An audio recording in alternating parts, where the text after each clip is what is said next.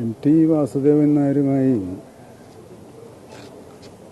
ബന്ധത്തിൻ്റെ ആഴങ്ങൾ പരിശോധിക്കാൻ ഇപ്പോൾ ഞാൻ അനുവദിക്കുന്നില്ല.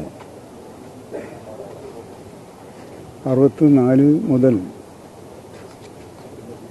കോഴിക്കോട്ട് രാഷ്ട്രീയ പ്രവർത്തനം നടത്തുന്ന, വിദ്യാർത്ഥി പ്രവർത്തനം നടത്തുന്ന ഒരാളായിരുന്നു ഞാൻ.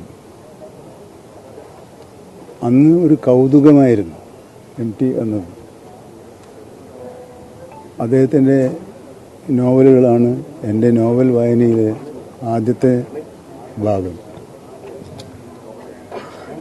പിന്നീടാണ് നോവൽ വായനയിലെ അർത്ഥതലങ്ങൾ എങ്ങനെയായിരിക്കണം. ആർദ്രമായ വാക്കുകളിലൂടെ മനുഷ്യൻ്റെ ഹൃദയവേദന ജനങ്ങളിൽ എത്തിക്കുന്നതിന് വേണ്ടി അതൊരു സ്വന്തം ഹൃദയവേദനയായി വ്യാഖ്യാനിച്ച് അനുവാചകനെ വല്ലാത്തൊരു അവസ്ഥയിലേക്ക് ഉയർത്തുന്ന ഒരു അസാധാരണമായ എഴുത്തു ശൈലിയാണ് അദ്ദേഹത്തിനുണ്ടായിരുന്നത്. അതാണ് ഞങ്ങൾ തമ്മിലുള്ള എന്തെങ്കിലും ഒരു ബന്ധം ഔപചാരികമായി ഔദ്യോഗികമായി പറയാനുണ്ടെങ്കിൽ ഉള്ളത്.